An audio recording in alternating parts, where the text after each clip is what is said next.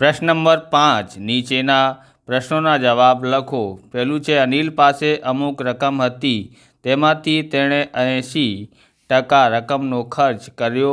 जो अनिल पासे रुपया 1200 વધ્યા હોય તો પહેલાં તેની પાસે કેટલા રકમ હતી તો એ આપણે શોધીએ।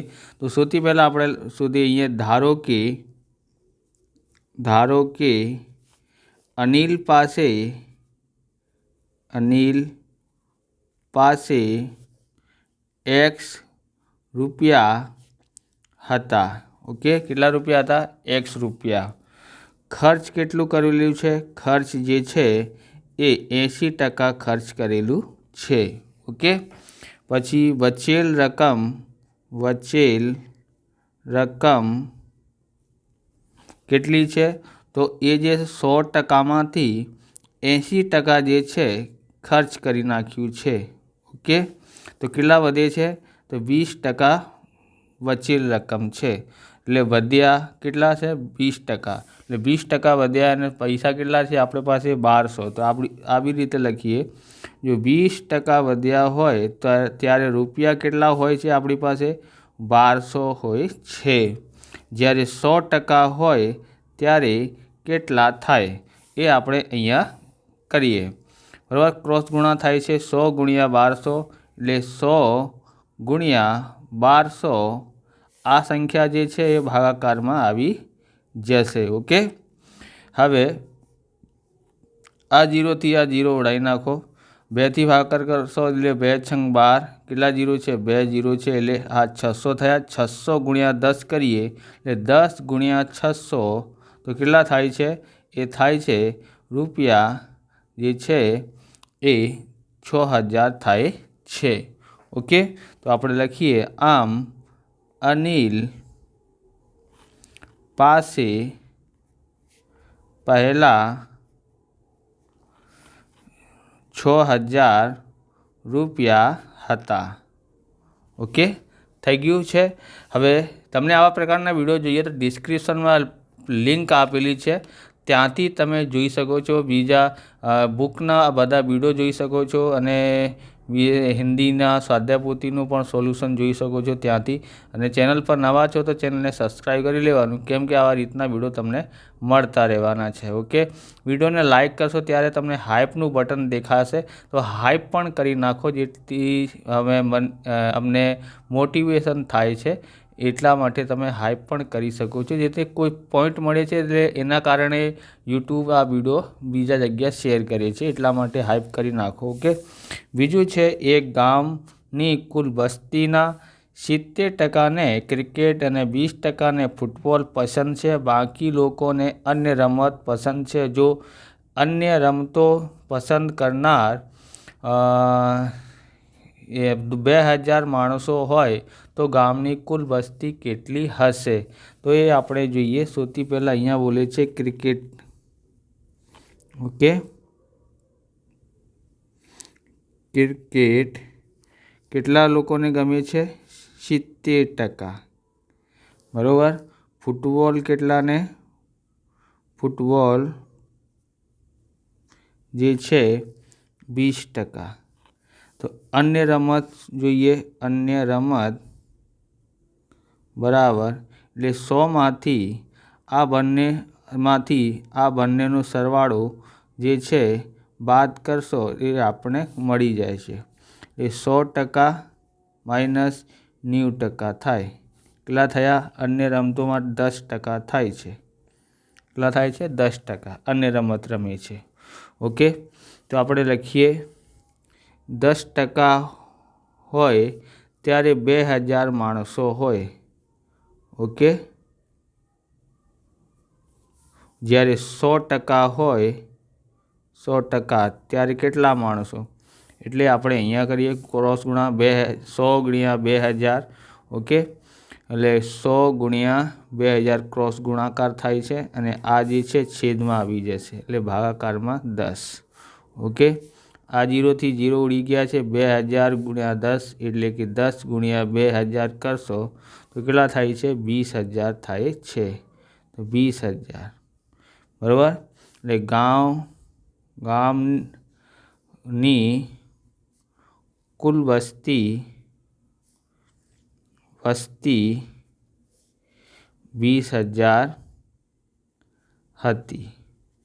ઓકે, તમને આ પ્રકારનું પેન ખરીદવું છે એટલે 5 રૂપિયાનો થાય છે। જો વધારે આપણે ખરીદીએ તો એ 3 રૂપિયાનું પડે છે।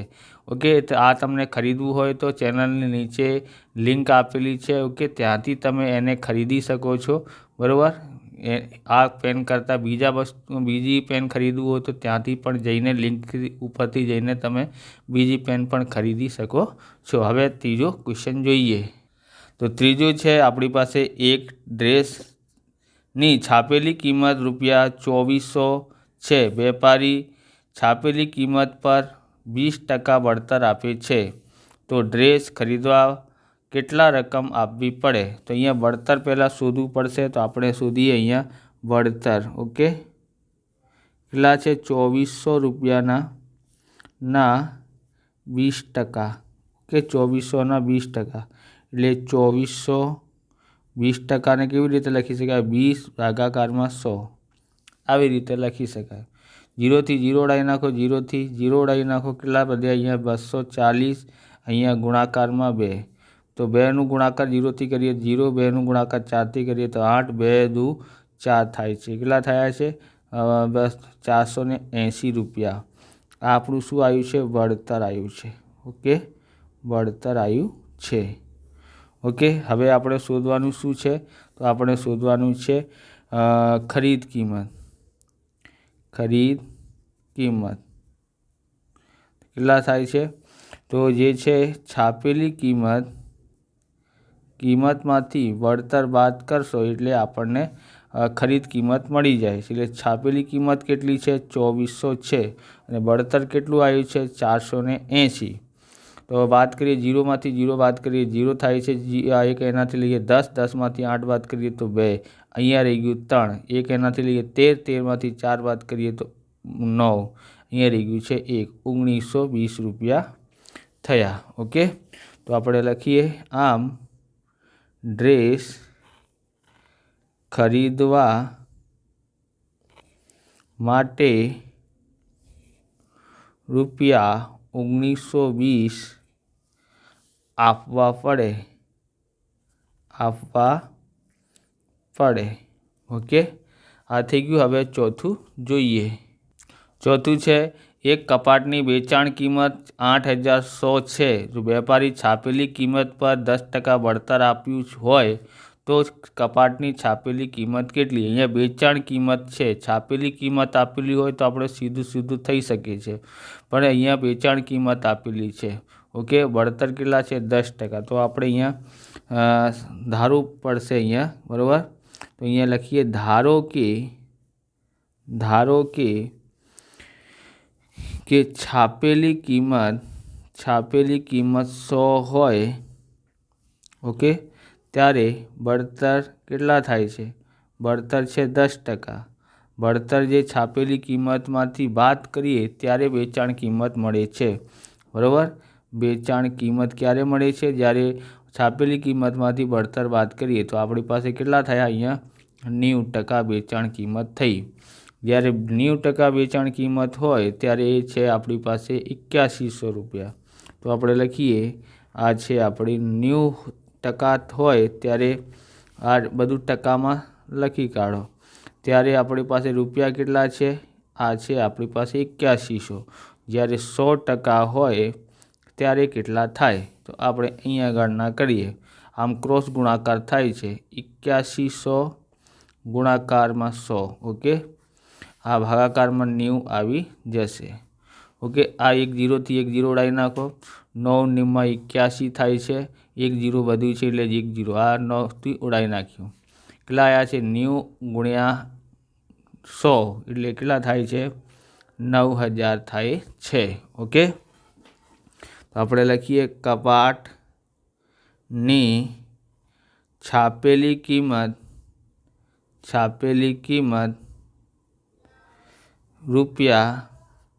₹9000 હોય। ઓકે, આગળ જોઈએ। હવે પાંચમું છે, તો પાંચમામાં શું છે? કન્નુભાઈ માસિક પગાર રૂપિયા 15,000 હતો, તેમના પગારમાં 20% વધારો થયો, હવે તેમનો માસિક પગાર કેટલો થાય છે? તો આપણે સૌથી પહેલાં વધારો શોધીએ, કેટલા વધારો થયું છે, પણ ટકામાં તો આપેલું છે, રૂપિયામાં નથી આપ્યું, તો આપણે રૂપિયામાં શોધીએ. ઓકે, વધારો બરાબર 15,000 છે ના 20% વધારો થયો. ઓકે, એટલે 15,000 ગુણાકારમાં 20 ભાગાકારમાં 100 મૂકી શકાય. 20% આપેલું છે એટલે 0 થી 0 ઉડી ગયા, 0 થી 0 ઉડી ગયા, કેટલા રહી ગયા? 1500 ગુણાકારમાં 2 કેટલા થાય છે? 15 દુ 30, 2 0 વધ્યા છે એટલે 2 0 મૂકી કાઢો. કેટલા વધારો થયો છે? એ થયું છે 3,000 રૂપિયાનું. કેટલાનું વધારો થયું છે? 3,000 રૂપિયાનું. તો હવે માસિક પગાર જોઈએ, તો માસિક પગાર, હાલનું માસિક પગાર આવી રીતે લખી કાઢો. હાલનું માસિક પગાર બરાબર કેટલા થાય છે? જૂનો પગાર પ્લસ વધારો. ઓકે, જૂનો પગાર કેટલું છે? 15,000 રૂપિયા છે અને નવું કેટલું આવ્યું છે? 3,000. એટલે કેટલા થયા? 15 અને 3,000 કેટલા થયા? 18,000 થયા. કેટલા થયા છે? 18,000 રૂપિયા. ઓકે, તો આપણે લખી શકાય કે તેમનો માસિક પગાર કેટલો થયો? તો તેમનો માસિક પગાર 18,000 રૂપિયા થયો. ઓકે, હવે આપણે જોવાનું છે છઠ્ઠું. છઠ્ઠામાં શું આપેલું છે? ફર્નિચર વેપારીએ 25,000 રૂપિયાનું ફર્નિચર મંગાવ્યું, તેણે 8% GST પણ ચૂકવ્યો. આ ફર્નિચર તેને કેટલામાં પડ્યું? અહીંયા GST ચૂકવ્યું છે એટલે આપણે GST આપણે બરાબર, એટલે જેટલા રૂપિયા તો છે એમાં GST પણ ચૂકવવું પડશે અને બંનેની કિંમત ચૂકવવી પડશે. ઓકે, ત્યારે ફર્નિચરની કેટલામાં પડ્યું હોય તો આમાં આ છે કિંમત અને આ GSTનું બંનેનું સરવાળો કરી શકાય. સૌથી પહેલાં આપણે GST શોધીએ. GST બરાબર શું થાય છે? ઓકે, તો 25,000નું કેટલા ટકા છે? 8% છે, એટલે કે 25,000 ગુણ્યા 8 ભાગાકારમાં 100 થાય છે. ઓકે, હવે 2 0 થી 2 0 ઉડાવી નાખો, કેટલા વધ્યા છે? 200 ગુણાકારમાં 8, 25 8 200 થાય છે. 1 0 વધ્યું એટલે 0. કેટલા થયા આપણી પાસે? GST 2,000 રૂપિયા થાય છે. ઓકે, હવે ફર્નિચરની તેને કેટલામાં પડ્યું? તો ફર્નિચરની કિંમત, તો ફર્નિચરની ખરીદ કિંમત. ઓકે, એ ધ્યાન રાખવાનું છે બરાબર. વેપારીએ ફર્નિચરના 2500 મંગાવ્યું, તેને 8% પણ ચૂકવ્યું, તો ફર્નિચર કેટલામાં પડ્યું? એટલે આ વેપારી જે છે ખરીદે છે તો એના માટે ખરીદ કિંમત બરાબર, જે વેચે છે એના માટે વેચાણ કિંમત. ઓકે, તો અહીંયા કન્ફ્યુઝન ના થવું જોઈએ કે આ એને ખરીદે છે, એ મંગાવે છે, તો એની ખરીદ કિંમત કેટલા થયા? તો એક તો ફર્નિચરની કિંમત કેટલી છે? ફર્નિચરની કિંમત પ્લસ GST. ઓકે, તો એની ફર્નિચરની ખરીદ કિંમત કેટલી થાય? એ 25,000 રૂપિયા છે, એમાં GST કેટલું છે? 2,000. ઓકે, કેટલા થાય છે? 27,000 થાય છે. તો 27,000 રૂપિયાનું પડ્યું. ઓકે, તો આમ ફર્નિચર તેને 27,000 રૂપિયામાં પડ્યું. ઓકે, હવે આગળ જોઈએ.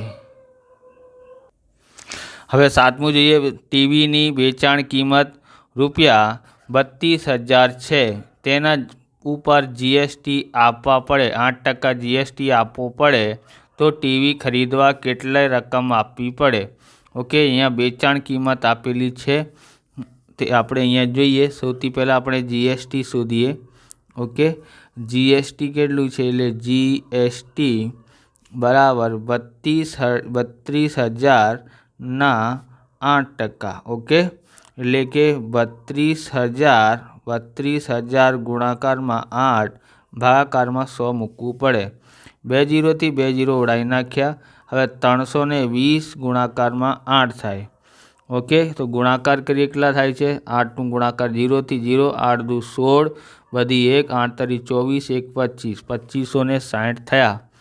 શું થયું? જીએસટી. ઓકે, જીએસટી આપણું કેટલા આવ્યા છે? 2560 રૂપિયા. હવે ખરીદ કિંમત શોધવું હોય તો અહીંયા આપેલું છે વેચાણ કિંમત. વેચાણ કિંમત પ્લસ જીએસટી ઉમેરવું પડશે. ઓકે, આપણે ખરીદવાનું છે એટલે જીએસટી આપણે આપવું પડે. એટલે આ તો આપવાનું જ છે અને ઉપર જીએસટી પણ આપવી પડે. એટલે આ કેટલા છે? 32,000 રૂપિયા છે. જીએસટી કેટલું આવ્યું છે? 2560.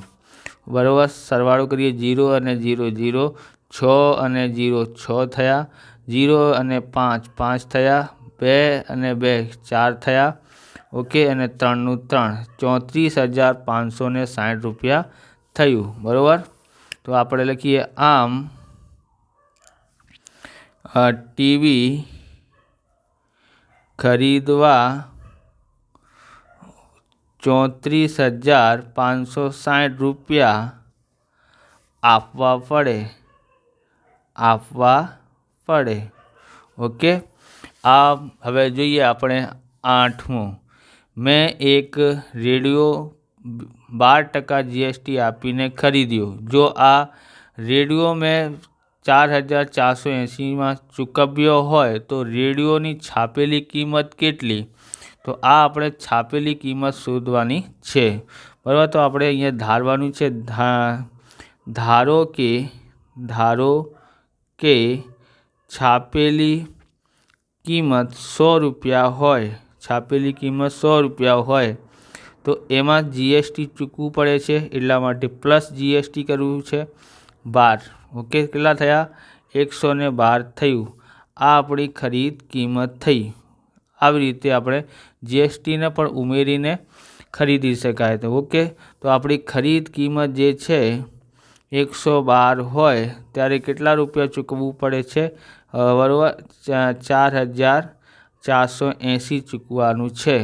જ્યારે આપણી ખરીદ કિંમત 100 હોય ત્યારે કેટલા? એટલે કે આપણે શું કરવાનું છે? આ ક્રોસ ગુણાકાર કરવાનું છે. 100 ગુણ્યા 4,480 અને 112 અહીંયા ભાગાકારમાં આવી જશે. ઓકે, હવે આપણે શું કરવાનું છે? ભાગાકાર કરવાનું છે. જો આપણે અહીંયા ધ્યાન આપો તો 112 જે છે એમાં 4નું ગુણાકાર કરીએ તો કેટલા આવે છે? 4 4 દુ 8, 4 1 4, 4 1 4. એટલે 112નું ઘડિયા આપણે 4 વખત વાંચીએ તો 400 બરાબર આવે છે 448. ઓકે, અને પછી આ 0 ના તો 0, આ ઉડાવી નાખ્યા. હવે કેટલા રહી ગયા? 100 ગુણ્યા 40 થયા. ઓકે, 100 ગુણ્યા 40 કરીએ તો કેટલા થાય છે? 4,000 રૂપિયા થાય છે. આ રફ કામ છે. ઓકે, તો આપણે લખીએ રેડિયોની છાપેલી કિંમત કેટલા થાય છે? 4,000 રૂપિયા થાય. આમ રેડિયોની છાપેલી કિંમત 4,000 રૂપિયા થાય. ઓકે, આવી રીતે આ વિડીયો પૂરો થાય છે. તમને વિડીયો સારું લાગ્યું હોય તો લાઇક કરવાનું, ચેનલને સબસ્ક્રાઈબ કરવાનું. મળીએ બીજા વિડીયોમાં. જય હિન્દ, જય ભારત, વંદે માતરમ.